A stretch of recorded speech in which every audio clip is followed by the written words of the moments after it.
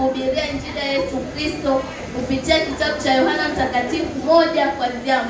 Natumai nitabarikiwa. Amen.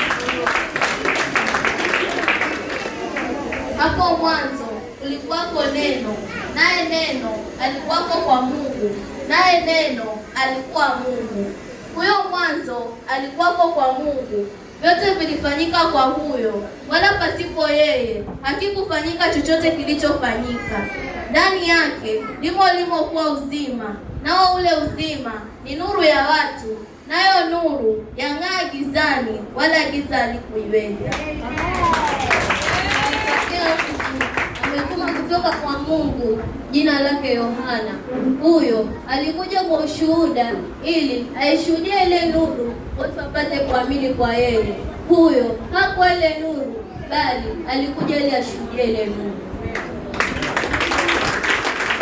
Kulikuwako nuru halisi, amtiaye nuru kila mtu. Akija katika ulimwengu, alikuwako ulimwenguni. Hata yeye ulimwengu ulipata kuwako, wala ulimwengu haukumtambua. Alikuja kwake, wala walio wake hawakumpokea. Bali wote waliompokea aliwapa uwezo na kufanyika watoto wa Mungu, ndio wale wanaomwamini jina lake. Waliozaliwa si kwa damu, wala si kwa mapenzi ya mwili, wala si kwa mapenzi ya mtu, bali kwa Mungu. Naye neno alifanyika akakaa kwetu, nasi tukaona utukufu wake, utukufu kama wa mwana pekee atokaye kwa Baba, amejaa neema na kweli. Yohana alimshuhudia, akapata sauti yake akisema, huyu ndiye nena habari zake, ya kwamba ajaye nyuma yangu amekuwa mbele yangu, kwa maana alikuwa kabla yangu. Kwa kuwa katika utimilifu wake sisi sote tulipokea neema juu ya neema. Kwa kuwa Torati iliyotolewa kwa mkono wa Musa, neema na kweli zilikuja kwa mkono wa Kristo Yesu. Hakuna mtu aliyemwona Mungu wakati wowote, isipokuwa Mungu mwana pekee aliye katika kifua cha Baba ndiye anayemfunulia. Ndio ushuhuda wake Yohana. Wayahudi walipotuma kwake makuhani na Walawi kutoka Yerusalemu ili wamuulize, wewe ni nani? Naye alikiri, wala hakukana. Alikiri kwamba mimi siye Kristo. Wakamuuliza, ni nini basi? Uelia wewe?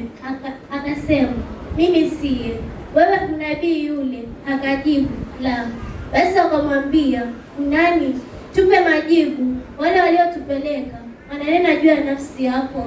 Akasema, mimi ni sauti ya mtu aliye nyikani, inyosheni njia ya Bwana, kama vile alivyonena nabii Isaya.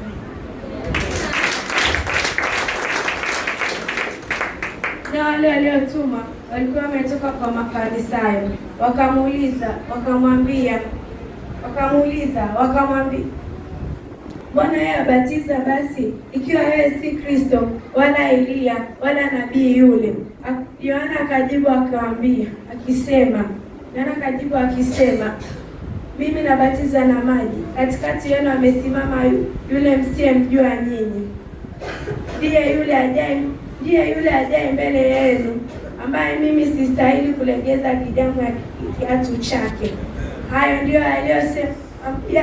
ndio aliyosema katika mji wa Bethania alikuwa akibatiza.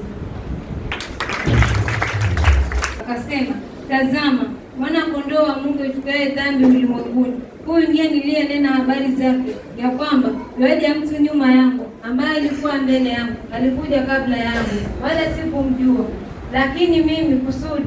Lakini kusudi adhihirishwe kwa Israeli, maana mimi nalikuja nikabatiza kwa maji.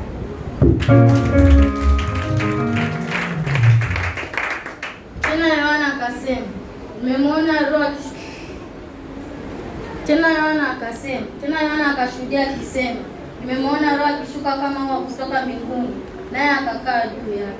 Wala mimi sikumjua, lakini yeye aliyenipeleka kubatizwa kwa maji, huyo aliniambia, yeye ambaye atamwona Roho akishuka na kukaa juu yake, huyo ndiye abatizaye kwa Roho Mtakatifu. Nami nimemuona, tena nimemshuhudia kuwa huyu ndiye mwana wa Mungu.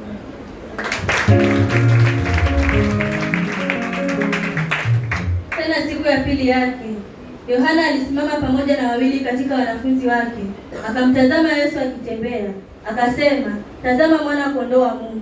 Wale wanafunzi wawili wakamsikia akinena, wakamfuata Yesu. Yesu aligeuka, akaona wakimfuata, akawauliza, mnatafuta nini? Wakamwambia, Rabi, maana yake mwalimu, unakaa wapi? Akawaambia, njoni nanyi mtaona. Wakaenda, wakaona akaapo, wakakaa kwake siku ile, nayo ilikuwa yapata saa 10. Andrea ndugu yake Simoni alikuwa mmoja wa wale wawili waliomsikia Yohana na kumfuata Yesu. Huyo akamwona kwanza ndugu yake Simoni mwenyewe, akamwambia, nimemwona Masihi, maana yake Kristo. Akampeleka kwa Yesu, naye Yesu akasema, wewe usimoni mwana wa Yohana, nawe utaitwa Kefa, tafsiri yake Petro au jiwe. Basi Yesu akamwona Nathanaeli anakuja kwake, akanena habari zake, tazama, Mwisraeli kweli kweli, hamna hila ndani yake. Nathanaeli akamwambia, umepataje kunitambua? Yesu akajibu akamwambia, kabla Filipo hajakuita ulipokuwapo chini ya mtini, nilikuona. Nathanaeli akamjibu, Rabi, wewe u mwana wa Mungu, ndiwe mfalme wa Israeli. Yesu akajibu akamwambia, kwa sababu nilikwambia nilikuona chini ya mtini, waamini? Utaona makubwa kuliko haya. Akamwambia, amin amin nawaambia, mtaziona mbingu zimefunguka na malaika wa Mungu wakikwea na kushuka juu ya mwana wa Adamu. Na mbarikiwe.